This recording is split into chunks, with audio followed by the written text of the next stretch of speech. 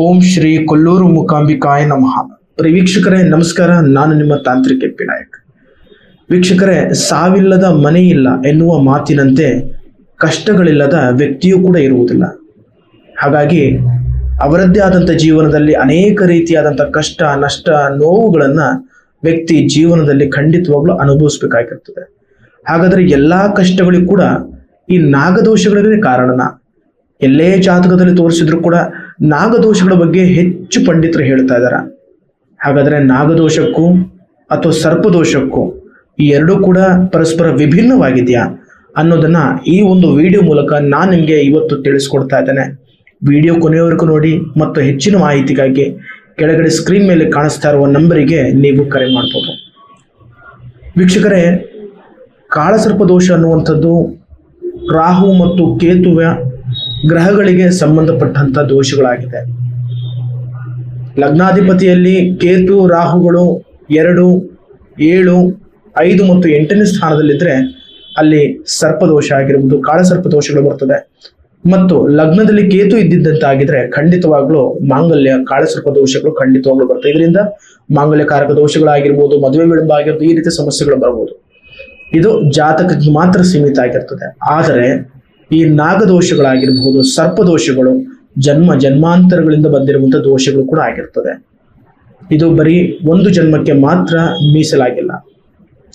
ಆದರೆ ಈ ಒಂದು ಸರ್ಪದೋಷ ಯಾವ ರೀತಿ ಬರ್ತದೆ ಅಂತಂದ್ರೆ, ದೈವಿಕ ಸ್ವರೂಪವಾಗಿರುವಂತಹ ಒಂದು ಸರ್ಪವನ್ನ, ನಾವು ಇಚ್ಛಾಶಕ್ತಿ ಇರುವಂತಹ ಒಂದು ಸರ್ಪವನ್ನ, ಹಿಂದೂ ಸಂಪ್ರದಾಯದಲ್ಲಿ ಸರ್ಪವನ್ನ ದೈವಿಕ ಸ್ವರೂಪವಾಗಿ ನೋಡಿರ್ತಾರೆ. ಹಾಗಾಗಿ ಇಚ್ಛಾಶಕ್ತಿ ಇರುವಂತಹ ಯಾವುದಾದ್ರೂ ಸರ್ಪ ಆಗಿರ್ಬೋದು, ಸರೀಸೃಪಗಳಾಗಿರ್ಬೋದು, ಅದನ್ನ ನಮ್ಮಿಂದ ಏನಾದರೂ ತೊಂದರೆಗಳಾಗಿದ್ದಲ್ಲಿ ಅಥವಾ ಅದಕ್ಕೆ ಪ್ರಾಣಕ್ಕೆ ಅಪಾಯ ಆಗಿದ್ದಲ್ಲಿ ಅಥವಾ ನಮ್ಮಿಂದ ಅದಕ್ಕೆ ಯಾವುದಾದ್ರೂ ರೀತಿಯಾದಂತಹ ಸಮಸ್ಯೆಗಳಾಗಿದ್ದಲ್ಲಿ ಖಂಡಿತವಾಗ್ಲೂ ನಾವು ಅದನ್ನು ಸರಿಪಡಿಸ್ಕೋಬೇಕು. ಮತ್ತು ನಮ್ಮಿಂದ ಏನಾದರೂ ಸರೀಸೃಪಗಳು ಏನಾದರೂ ಮೃತಪಟ್ಟಿದ್ದೇ ಆಗಿದ್ದಲ್ಲಿ ಅದರ ಅಂತ್ಯ ಸಂಸ್ಕಾರಗಳ ಖಂಡಿತವಾಗಿ ನಾವು ಮಾಡಬೇಕಾಗ್ತದೆ. ಅಕಸ್ಮಾತ್ ಅಂತ್ಯ ಸಂಸ್ಕಾರ ಮಾಡದೆ ನಮ್ಮಿಂದ ಏನಾದರೂ ಹಾನಿಗಳಾದ್ರೆ ಅಥವಾ ನಮ್ಮಿಂದ ಏನಾದರೂ ಸಮಸ್ಯೆಗಳು ಉತ್ಪಟ್ಟರೆ ಖಂಡಿತವಾಗ್ಲೂ ಇದರಿಂದ ನಮಗೆ ಸರ್ಪದೋಷಗಳು, ನಾಗದೋಷಗಳು ಬಂದಿರ್ತದೆ. ಮತ್ತು ಆ ದೋಷಗಳು ಜನ್ಮ ಜನ್ಮಾಂತರಗಳಿಂದ ಕೂಡ ನಮ್ಮ ಬೆನ್ನು ಬಿಡದ ಭೂತವಾಗಿ ನಮ್ಮನ್ನ ಕಾಡ್ತದೆ. ಇದರಿಂದ ಈ ಒಂದು ಸರ್ಪದೋಷಗಳಿಂದ ಅನೇಕ ರೀತಿಯಾದಂತಹ ಮನುಷ್ಯ ವ್ಯಾಪಾರದಲ್ಲಿ ಲಾಭ ನಷ್ಟಗಳಾಗಿರ್ಬಹುದು, ಅಥವಾ ಅನಾರೋಗ್ಯದ ಸಮಸ್ಯೆಗಳಾಗಿರ್ಬಹುದು, ಮದುವೆಯಲ್ಲಿ ವಿಳಂಬ ಆಗಿರ್ಬೋದು, ಸಂಸಾರದಲ್ಲಿ ಕಿರಿಕಿರಿ ಆಗಿರ್ಬೋದು, ವಿಚ್ಛೇದನ ಆಗಿರ್ಬೋದು, ಮಕ್ಕಳ ಭಾಗ್ಯ ಇಲ್ಲದೆ ಇರುವಂಥದ್ದಾಗಿರ್ಬೋದು, ವ್ಯಾವಹಾರಿಕ ಜೀವನದಲ್ಲಿ ಅವಮಾನಗಳು, ಅಪಮಾನಗಳು, ಇಂಥ ಎಲ್ಲಾ ರೀತಿಯಾದಂತಹ ಸಮಸ್ಯೆಗಳನ್ನ ಈ ನಾಗದೋಷ ಅಥವಾ ಸರ್ಪದೋಷದಿಂದ ಅನುಭವಿಸ್ಬೇಕಾಗ್ತದೆ. ಸರ್ಪದೋಷ ಕೇವಲ ಸರ್ಪವನ್ನ ಸಾಯಿಸೋದ್ರಿಂದ ಮಾತ್ರ ಬರುವುದಿಲ್ಲ.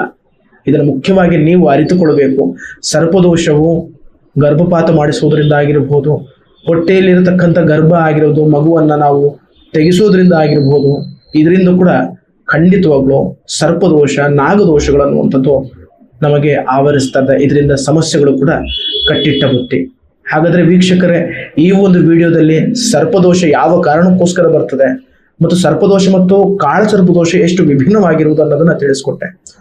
ಮುಂದಿನ ವಿಡಿಯೋದಲ್ಲಿ ಇದಕ್ಕೆ, ಈ ಒಂದು ಸಮಸ್ಯೆಗಳಿಗೆ ಯಾವ ರೀತಿ ಪರಿಹಾರ ಮಾರ್ಗಗಳೇನೋದಿದೆ ಅನ್ನೋದನ್ನ ಮುಂದಿನ ವಿಡಿಯೋದಲ್ಲಿ ನಾನು ನಿಮಗೆ ತಿಳಿಸ್ಕೊಡ್ತೇನೆ. ವೀಕ್ಷಕರೇ, ವಿಡಿಯೋ ನಿಮಗೆ ಇಷ್ಟ ಆದಲ್ಲಿ ಲೈಕ್ ಮಾಡಿ, ಶೇರ್ ಮಾಡಿ ಮತ್ತು ಚಾನಲ್ ಅನ್ನು ಸಬ್ಸ್ಕ್ರೈಬ್ ಮಾಡಿ. ಮತ್ತು ಹೆಚ್ಚಿನ ಮಾಹಿತಿಗಾಗಿ ಕೆಳಗಡೆ ಸ್ಕ್ರೀನ್ ಮೇಲೆ ಕಾಣಿಸ್ತಾ ಇರುವಂತಹ ನಂಬರಿಗೆ ನೀವು ಕರೆ ಮಾಡಬಹುದು. ನಮಸ್ಕಾರ.